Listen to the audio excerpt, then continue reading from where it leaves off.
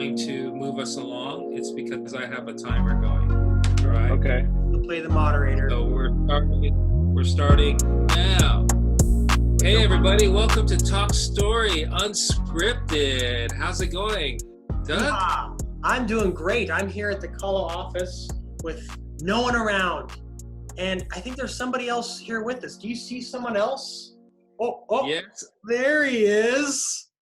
That's our manager, Malala Pou. What are you doing down there? Well, on my screen, Doug, you're over here. Oh, am I really? Oh, gosh. Well, now we're all over the place. I like your hat. Well, everybody. Thank you. This is called the Saturday morning wake-up call. Unfortunately, all of us, as everyone knows, we're all quarantined in our homes. And if you could see my home right now, you'd see two sleeping dogs. My son is home from school, and he made me breakfast, which I'll take that. Wow.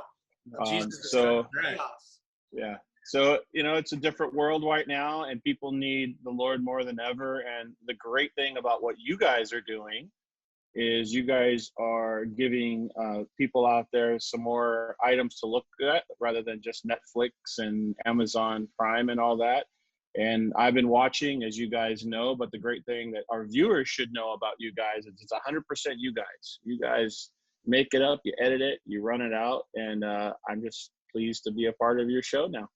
Well, that's nice of you to say, Malala. I mean, it would be remiss if we didn't mention the fact that this, how this whole thing started, right, was Pete and I sitting down to do a little promo spot on the fly for people to come be involved. You saw it and you loved it and said, hey, we need to start doing this all the time, podcast style. So you got the ball rolling, I guess, when you saw our wheels spinning. I guess that's like well, the great thing is, Pete, we're just happy that you're part of our team now. The very first time that we met you out at North Shore, working there and taking some photography shoots out there and the surfers, it was probably the highlight for me at least, of being at KALO, and your heart to be able to serve and for you to come up and be a part of our team. We're just truly blessed, and everyone knows Doug's in everything. And the great thing about what our viewers may not know is your guys' heart for the lost, for those that really need encouragement, but most of all, your heart for spreading the gospel through your arts, through photography, through film. And when I see both of you together, even though it was a very impromptu, very fluid program that you guys did, I immediately said, we got to do something with you guys. And as you guys know, we've been dying to do a podcast together. So it's just a blessing on our part because we are limited staff, as you guys have been mentioning in the podcast. But it's awesome to have both of you guys together, being able to share the good news of Christ through your guys' art. And Pete and Doug, KALO is forever indebted for your guys' heart with us. Oh, man, that's awesome, man. Thank you for sharing that. It's definitely an awesome opportunity to be able to, to have KALO as a platform to create and put out things. You know what I mean? It's such a win-win all around. So, and I agree with Malala, Pete, that you are a rock star. We're glad to have you on the team and somebody that I can ask some questions to. You taught me about lighting when we first started the podcast. I was like, why are you putting that light against the wall? Like that's pointless. And I look in the camera and I'm like, oh, he knows what he's talking about. Oh man, what is this? Thank you, Pete hour or what? Yeah. You guys knocking off. Hey, it's exciting to be part of the team now too, and I'm really fortunate to be working with you guys and the heart that we all have to reach out to the Hawaiian Islands. And yeah, this podcast thing is crazy. I mean, it was crazy enough when Malala, this is typical you, where you say, oh yeah, do it every week. What? We've got a lot of other things. Yeah, just do it. And then, of course, when everything went to quarantine mode, hey, do it every day. Oh, okay. And finish the Endure conference already. Like, oh, no pressure. Okay. Love it. So Malala, so you've been working for a long time with KALO. Yes. How many years has it been? This will be my 4th year. Actually, I'm coming up on 5 years. Wow. Sometime in July. Yeah. That's cool. I was just came across some interviews you guys were doing for some of the leaders of Celebrate Recovery when Jason was here. He was in the room. Yeah. Jason from One Love. He was in the room filming with you guys, and I was like, "Wow, I hear Malala's voice. That's so crazy, man. That's a long time ago." Wow. Well, I came originally on as a volunteer. Right. You know, I worked here for 3 years, on and off, not full time, kind of more on a part-time basis, just trying to help out wherever we could. As a nonprofit, you're always looking for any help, right? Yeah. And so I was able to come in and just help her out, be a part of any programs, cleaning up, you know, helping out, contacting customers and things like that. And then it evolved into a full-time position today, but I was here full-time without getting paid. And then that kind of evolved into an open spot of programming. That's when Brent brought me on. Brent actually is the one that brought me on here. And I'm forever thankful for his heart and seeing some of the gifts that I have to be a part of the program. And then over time, things kind of evolved to now I'm the general manager. So there's nothing better to see looking back at what God has done in your life versus what you are in the trenches of doing, right? Right. So you're coming on board as a nonprofit because you love what they're doing and you love the vision of getting the word out about the Lord and through video and being a part of the community. But you didn't know you were getting paid. You didn't know if you were even going to do that. But God seems to provide all along the way. And now here I am today. Right. Wow. Right. And so, Malala, what would you say is the biggest challenge right now with KALO TV right now happening, other than, of course, you know, this pandemic, but would you say the one challenges in regards to KALO TV? Well, I think there's a couple things. One is just in process of KALO, meaning we went from one ministry overseeing us, and then that was brought into another ministry that is overseeing us. And when the other ministry took over, they invested and infused a bunch of money and resources our way so that we can build up our station. As everyone, I think, and I hope can see, is the quality of programming is back to where it should be, I think. The type of speakers that we have on and so on, the type of information we're providing is good, bringing on more staff. But the big one that we're really struggling with is our tower. We're moving from one tower to another, and the signal sometimes gets lost. The signal sometimes gets interrupted, and we're supposed to be all moved over by July. But during that process, we're going to have outages. We're going to have, you know, people can't see it, and that's a little frustrating because we have no control over it. Even though we know once we make the transition, we're going to be solid. Full HD on all our stations, being able to go live in a lot of different places. But during this process, it's hard to tell people. On top of that, now you have the pandemic, right? Yeah. So now people are watching TV more than they've ever watched TV. And more, I don't know if you're like me, but I'm sick of watching all the other type of programs out there. And I want to see something new and fresh and so on. And I love to see something more uplifting. And especially speaks to prophecy, because I believe we're talking about prophecy today when we talk about the pandemic. So to be able to educationally and with wisdom and knowledge from teachers to be able to receive that, part of the problem is transmitting that over so that people can see us. The good news is the future looks bright, Pete. Yeah. And it's coming. We're close.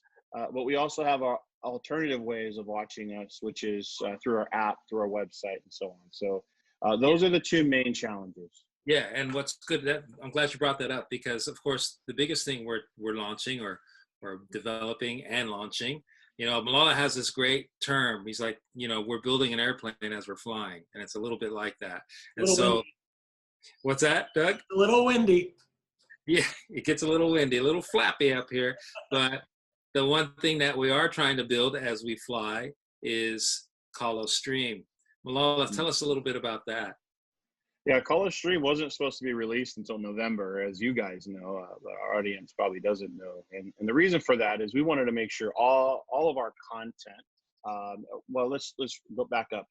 We felt that the way that people are watching TV today has changed. It's changed in such a way that you're not just looking at one spectrum of TV, which is your cable company or over the air. Really what you're doing is you're going to Netflix to get your TV series or HBO online and things like that. And so it's more on demand and immediate.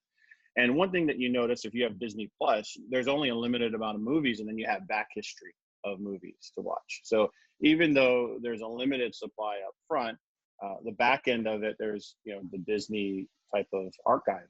We don't have an archive like that. And in order for us to really give our audience what they're looking for and the way that people are watching TV, we felt that it was the best thing to do is wait to release it in November so we can build up this content. So then when people watch it, we're actually building on top of a bunch of archive stuff that we've filmed. Well, the pandemic changed things because people are looking for it now. And so what we've decided to do is make that change immediate. Again, as you said, Pete, we're building this in the air. So our goal from some of our back things like we've done, like KALO on the Street, KALO on the Mission, some of our programmers that have archive stuff, well, those are all going to slowly start to come on this. And one of the things that I'm proud to announce is that the Endure conference that we will be putting on this KALO stream will be free.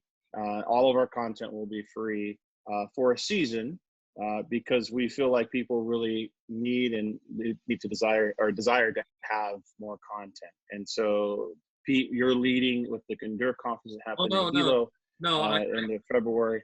I gave it to Doug. Doug's doing it. Okay. Even though he's done, guys. Yeah. But the great thing about it is we'll be able to give people really what they're looking for, our viewers what they're looking for, our programmers what they're desiring, which is more expansion of their own programming, as well as for us to be able to do podcasts like this and be able to put it right up there quickly. You get really fresh and good, you know, good production. Yeah, I mean, what's great about doing KALO Stream, I think the popularity of KALO Stream, streaming in general, such as Netflix and Disney Plus and Prime, is because you get to choose what you want to watch whenever you want to watch it. You decide, which is great, because normally you come home, and I don't know about you guys, but if you got cable service, you got like 100 million channels to look through, and it gets confusing. There's been times where I'm looking at stuff, so I'll forget it. I just turn it off because it's just a hodgepodge of stuff. Like going to Cheesecake Factory and the menu is like 30 pages long. Yeah. Although I love Cheesecake Factory. Yeah, exactly like that. And so what's great about streaming services is that you can go through and choose. And what's great about KALO Stream is that there's going to be a lot of educational material on there. Mm-hmm. And also, and this is one of the things, I don't know how this is going to work yet, but Malala says we're going to do it, is we're going to be able to do live, we're going to come live, stream live, basically. Right. So we'll be able to take you into events such as conferences and that type of thing. That'll be great. But of course, the Endure conference, which is I am working on, and happy to say I'm pretty much midway through, so that's great. And I'm hoping that we'll get something by the end of the week. And then we're kind of launching the stream. It's going to be a bit of work, and it won't be like that for the whole of its life, but it's going to launch, right, Malala? At least that's what you said. Yep, we're going to launch it. We're going to trust in the Lord. You know, I think this is a good opportunity to talk about how we pay for these things. You know, yeah. We're donation oriented, right? So people are giving of their own dollars, $5 a month or whatever it may be, to support programming. So and for me, I don't believe there are other programs, other channels out there that everything they show, every time they show it, they want money. Yeah. And we feel that God will provide, and He has provided. But you know, we need viewers to continue to support us, and KALO Stream will be a big investment for us. Our content will need to change Netflix has, I don't know how many billions of dollars to produce their own movies and put it up. All these other, even Christian programs have that. We don't. People are looking at half the team, right? Yeah. And even them, we don't even get that much. But we just believe that we don't need to continue to go to the well of the same people, but we want people to know that people are taking investments ourselves. We're fully not getting paid what the market is out there. Pete, you're coming on part-time and you're still working full-time hours. So everyone's making an investment, but it's viewers that we receive that we're so blessed to have here in Hawaii and from other places around the world that allow us to do what we want to do. And so we're going to keep doing this. We're going to keep allowing God to work, and we're keep dreaming big. And we're praying that God continues to honor the areas. We believe, as we've talked about many times in our devotion, that we're on God's bus. He's the driver. And so we all have talents in our areas, and we all have hiccups in our areas, and we're going to do our very best to encourage one another and push ourselves forward, and then allow God to drive it. And God has been driving KALO for over 10 years. He'll drive us another 10 years, and I pray that I'm a part of the team. That's awesome, man. When you talk about different things going on and programs, I want to talk to you about one program in particular, KALO on the Street. I think that's a show that was started a couple of years ago, was a concept between different people here. And I think it's really taken off and it's become something unique. And today I had to make a grocery run, and I was at Costco. And while I was in there was a lady walking by, and she had a Bloom hat on. And I was reminded of Tiffany Thurston's singer-songwriter. And I was like, wow, that's really cool seeing that. And I walk, and a couple steps later, I see a guy wearing worldwide window cleaning. And I was like, so there's two shows that we did right there. And I was reminded of it, the time, the investment, and the awesome thing that came out of that. What's it been like for you being a part of those KALO on the Streets, and what do you see for the future of it? Well, I love that program. It's my favorite program, besides this one I'm on, of course. You had to say that. I think, right. Well, I think, Pete, you're fairly new, but we did one on you. And I would say Doug and I would agree with this, that we are more blessed after shooting a KALO on the Street than probably the person on the other side. The amount of God moments that we have throughout it, God has shown us that he's woven through it. So the concept behind it is we're taking somebody that does a job that they feel called, that God is calling them to do, such as window cleaning, Bloom conference, youth photography, a car dealership, Grant McCartney with American Ninja Warrior, and that's just a few. And so we take their person and we really go through a day with them, and we see how God is using them in other people's lives, and what God is doing with them, and what their thoughts behind that is in Hawaii. That is a very big thing that occurs. So that's a piece of it. But then, like you were mentioning, Doug, everybody sees it then, right? We're getting more and more people that watch it. More people don't know about it. Some people don't know about it. So more people are coming here and there to see it. And there's two things that I think about when I think of KALO on the Street. I think how much God blesses us through it, and how much time and resources it takes to develop it. Right. Because it's not just a very quick program. It takes several months to go through it, and that's a short end. And we use a lot of people to participate in that. So I think to kind of answer more of a distant question is, my hope and my prayer is that we'll get the right resources to build on the KALO on the Streets today, so that we can minimum do a season, whether it's 5 or 10 episodes in a year. But that's going to take, as you guys know, it's going to take a lot of resources to do that. And part of the resources is not just money. if we had people that had the right gear and had the right talent and wanted to do the right things, like we need editors. If we could get some editors in there, that would limit allow our time to get smaller. If we had people that work for Hawaii Five-0 that, or was Hawaii Five-0, now it's Magna PI, I would love for them to connect with us, because then by building more resources as a team, we then could cut down on time and episodes to send out to people that are watching. Yeah, and that's perfect, because that totally relates to the other thing we're trying to, well, not trying to, we are launching, is the KALO Creative Collective. So we are trying to connect with people in the industry, whatever it might be, creatives.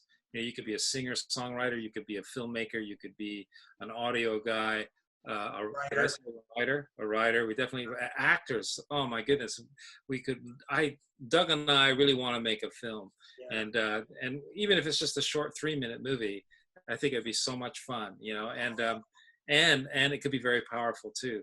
But we're trying to collaborate with creatives here in Hawaii, not just to collaborate and grab from people, but also to give back, to network together, to learn amongst each other.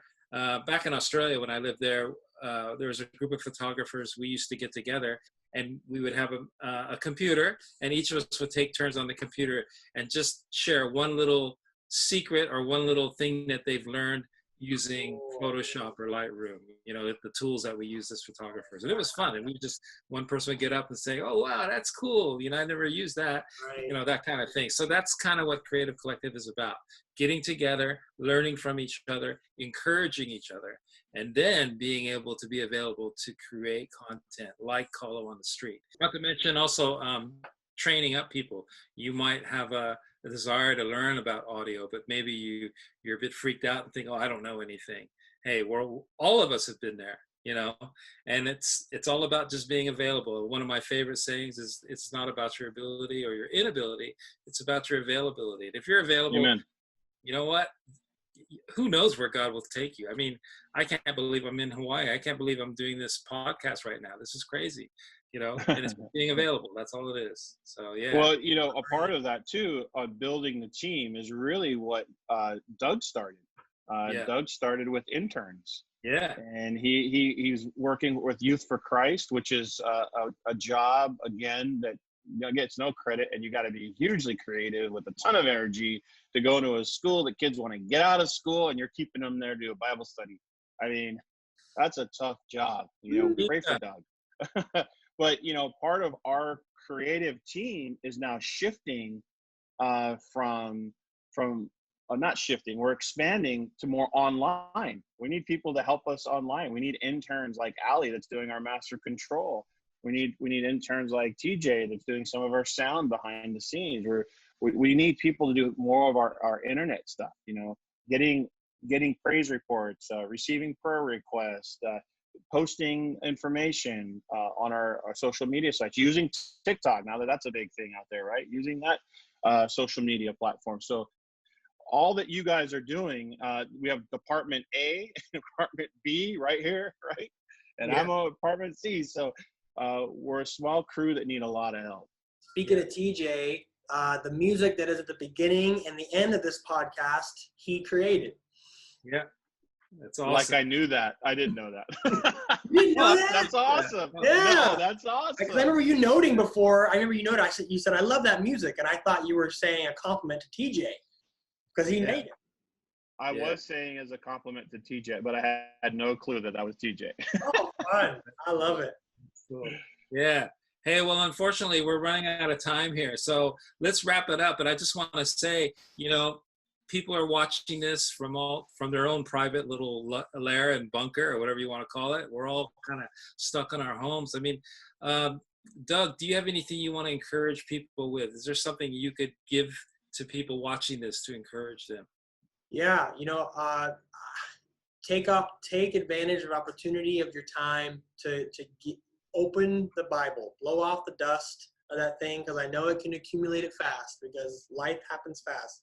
And now everything is a little more slowed down because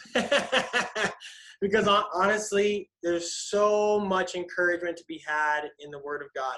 Just in the few little words that I just read this morning, an obscure spot talking about how It was in First Kings, and it's Solomon is dedicating the temple, and he says this to the people. He says, so far, thus far, from the beginning until this point, God has fulfilled every promise that he has made to us. He has not left us forsaken one time.